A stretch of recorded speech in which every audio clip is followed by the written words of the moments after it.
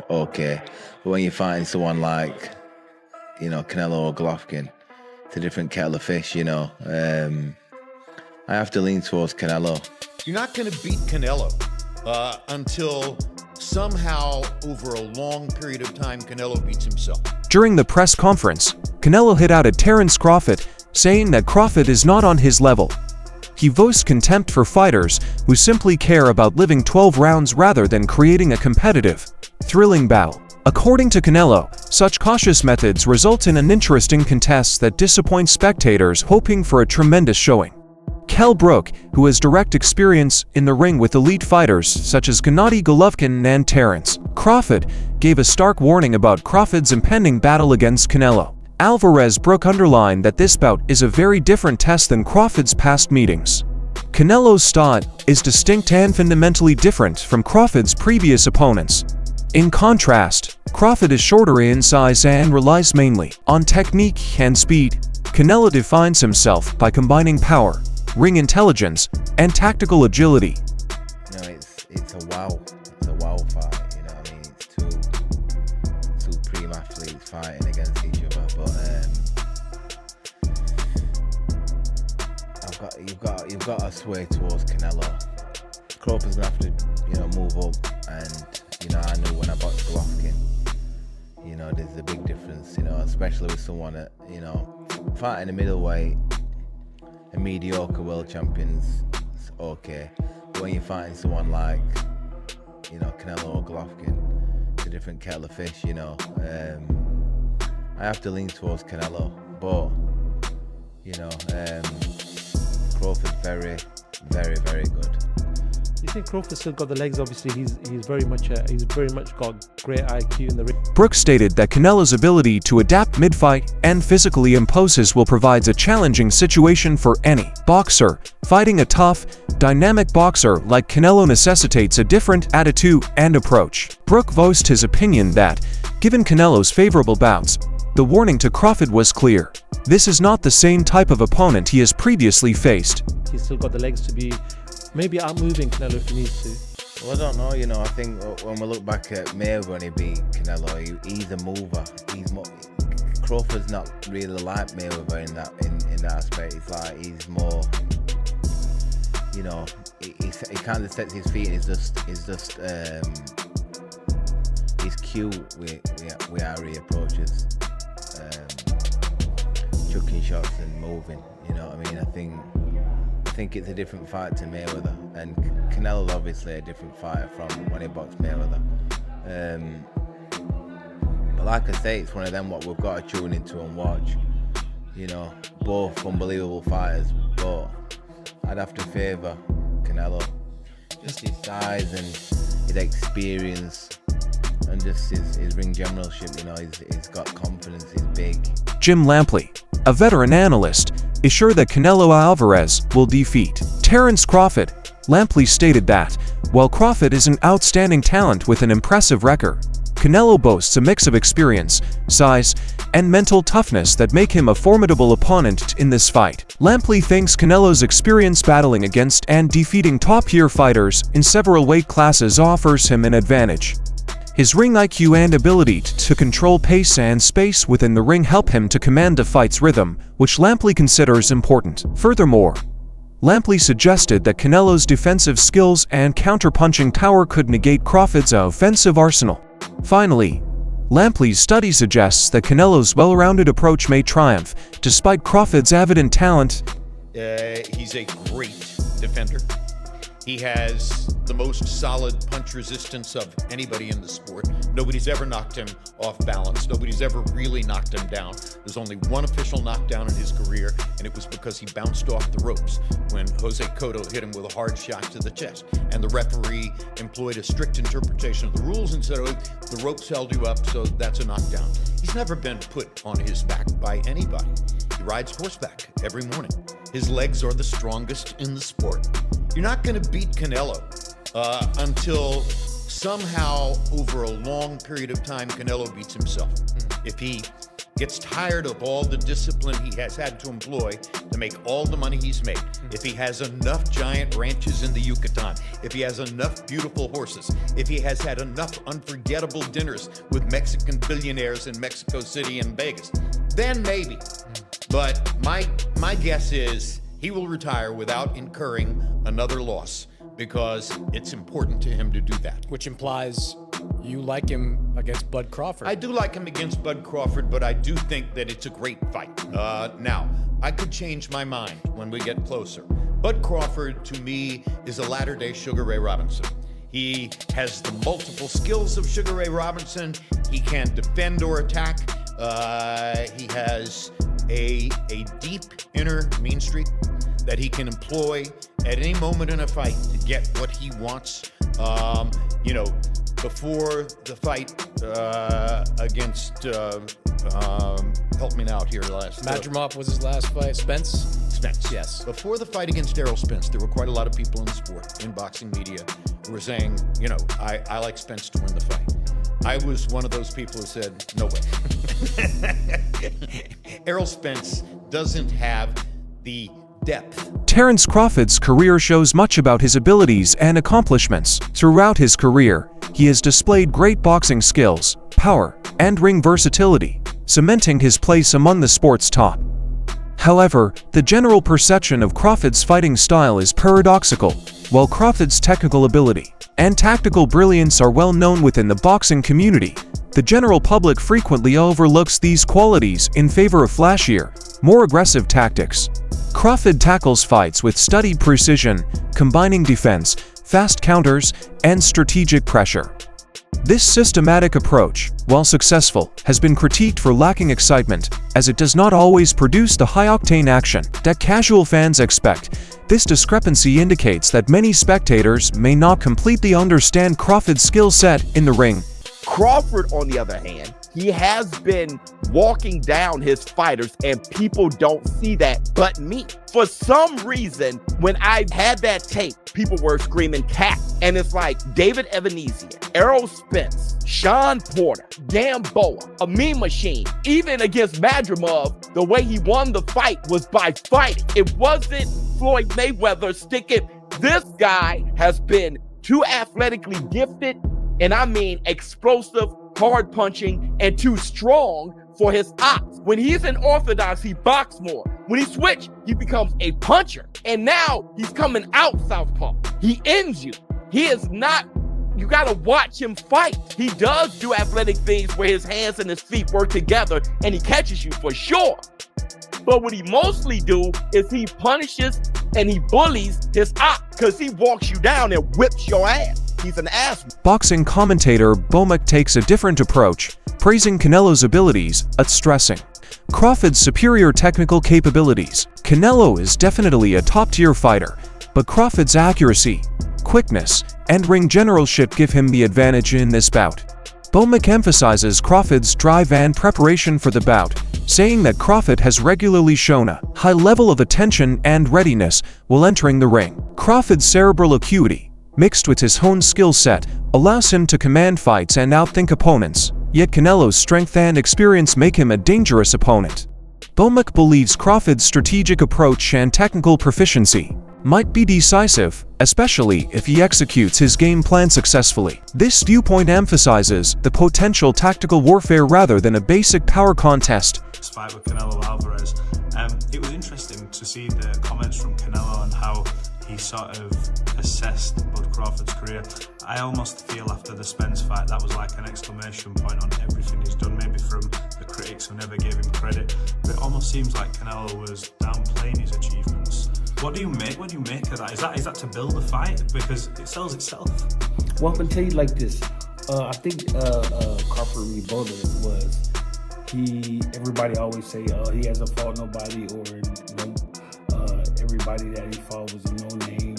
But I'm gonna tell you like this: what Crawford said, well, there was something until Crawford fought him. So obviously he's doing a great job because he's making everybody look normal. Not everyone, like when they go against Canelo, I don't think there's anyone else in boxing who you would ask and say, this is this is a possible task for Crawford because of his pound-for-pound abilities. And apparently no rehydration clause, am I hearing that right? He wants full smoke at that weight. Let's go, man. That's what Crawford wants. He wants to show the world that he's the best. So, hey, why put stipulations in there when you know that you can be the best? So let's go test ourselves. Look, I appreciate you taking this time, and we don't get to speak all the time, so it's good to get you over here, and maybe we'll catch up later in fight week, but I appreciate you. Thank you. All right. Canelo Alvarez's business manager, well known for overseeing one of boxing's most successful careers, made substantial claims regarding Canelo's physical advantages before to the Crawford fight. The management stressed that Canelo's physique is specially built to absorb abuse and avoid harm, which distinguishes him from many fighters in the sport. Hope that Crawford didn't get any ideas from Skull. I don't think he did. I think Crawford is a hell of a fighter, and it's going to be a hell of a fight. How does weight play a part in that fight? Oh, what? How does weight play a part in that fight, do you feel? White? Weight. The size difference. Oh, no, I don't think that, that doesn't, like you saw today, the guy was like, I don't know how much taller. He didn't really play into it either. But Crawford is a hell of a fighter. And you saw today when they did the face-off in the ring, they're virtually height-wise, they are virtually the same. Crawford might even be a little bit taller.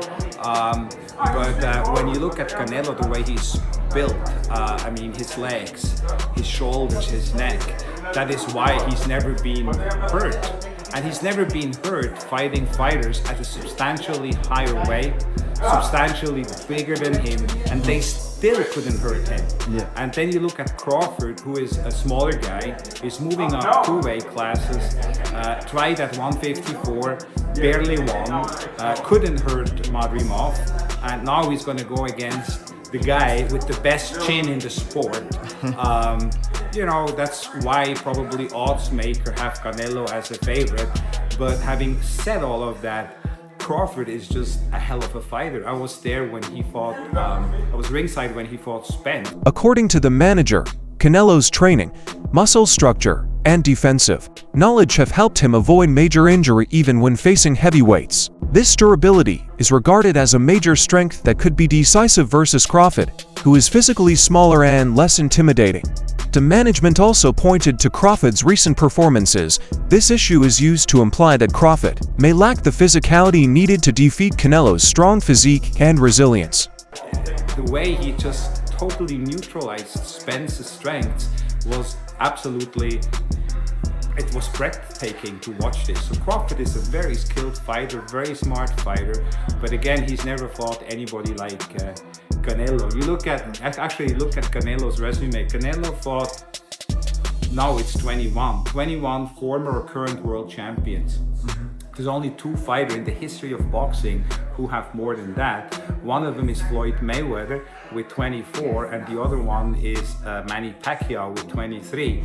And he's the only active fighter who fought so many world champions. So I think experience will play a big factor as well. You look at Canelo's resume, but it is, I think, the biggest fight that can be made. I think it's the biggest fight the sport has seen going back to as long as I can remember. I think it's just simple. And I've done some big fights with Floyd Mayweather, and I did Floyd Mayweather and Canelo. I promoted that, so I think this one is bigger than that. Analysts unanimously recognize Terence Crawford as an exceptional fighter with elite skills and ring intelligence.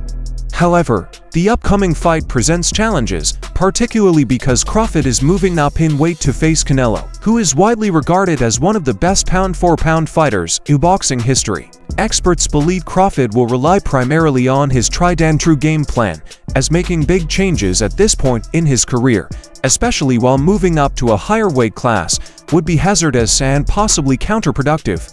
Crawford's plan has constantly stressed precision, counterpunching, and tactical patience, something he will most certainly employ against Canelo. The difficulties of adjusting to a new weight class while facing a physically intimidating and experienced champion Like Canelo creates a complicated situation. Analysts think Crawford's ability to properly implement his established approach without overextending himself will be critical to his success.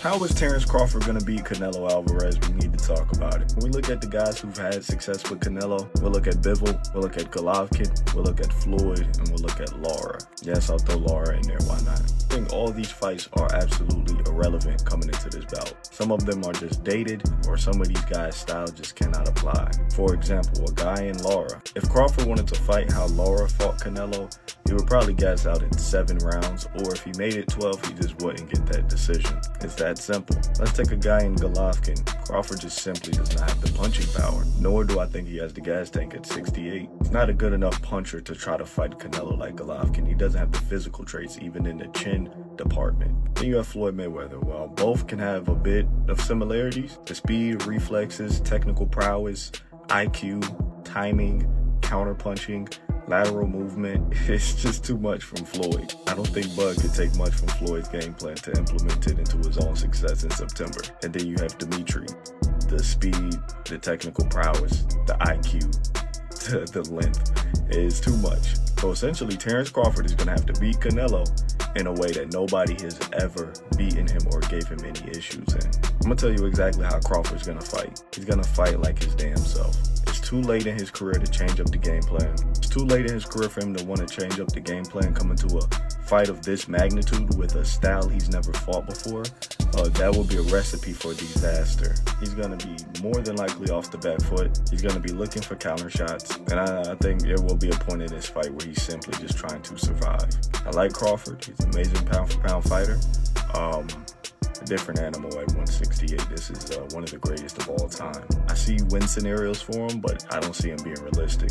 I can see him fighting off the back foot, using his speed, timing, and feet to stay away from Canelo, but that's very, very, very unlikely, damn near impossible. Nicholas Ollie Walsh, a promising young boxer and commentator, has weighed in on the fight, highlighting the close nature of the battle. Walsh pointed out that Crawford's recent sparring sessions with heavyweight fighters showed his ability to handle larger opponents, which could give him an edge in facing the bigger Canelo. This observation adds nuance to the discussion, suggesting that Crawford has prepared to counteract the size and power disadvantage through rigorous training. Canelo's team. Canelo's one of my favorite fighters. He's been my favorite fighter for the longest time. But you know, I have to be Team Bud because me and Bud are cool, and I have so much belief in Bud, and I know who he is as a fighter. He is one of the greats. So he could do anything you know, he wants. And being around both of them and seeing how they work and train and things like that, what makes both of them the fighters they are, in your opinion? I've watched Bud, so what for Bud in particular, he's calm in everything he does, and that kind of calm is scary to watch because it shows experience. You can see that he's been doing this for decades. You can see it with his shadow boxing. Teddy Atlas, a legendary trainer and analyst, gives a balanced perspective on the Canelo versus Crawford dispute. Atlas acknowledged Canelo's advantages in power, size, and physical strength, saying that these characteristics are important in any battle. However, he also views Crawford's technical skill set, ring IQ, speed, and enthusiasm to be powerful weapons. Atlas presents the fight as a true confrontation of styles and strengths, with physicality meeting technical excellence. Atlas underlines that both combatants possess qualities that could tilt the scales in their favor, resulting in a highly competitive and evenly balanced battle. The fight's fate rests on who implements their strategy more efficiently on fight night. This makes the match a true 50-50th fight, with credible reasons supporting both sides' chances of winning. Come on, he's human. So he had a few hiccups. He won the fight. He's Terence Crawford. A lot of people say, "Oh, Teddy, you make him so good. You're always saying how great Crawford is." You know, but who's he beating? He unified the what was his first division? Lightweight. Then he unified the junior. Then he unified the junior junior welter, then he unified the welter. I think I got the weight classes right. It doesn't matter. He unified like 3 different weight classes. He moved up in weight. Guys are tired of me saying it. I look at him. Look, Canelo's special too. I get it. And he's bigger. I get that too. And everyone's going to say, well, after Madrimov fight again, had a couple hiccups. Now he's stepping up another weight class. Now he's got to fight Canelo, who's even bigger, stronger, better puncher. You know, a unified champion that he's been. You know, all of that stuff. He's not going to be able to handle it. I asked this question. See, I go to the other side. I say, okay, yeah, can Canelo handle the smaller guy who's going to be faster, who's going to be slicker, who's going to be better defensively, who's going to have better legs, you know, who's going to be able, sometimes Canelo at this point in his career can slow down a little bit. They're both getting older. I get it. That's all for today's show. Stay tuned for the next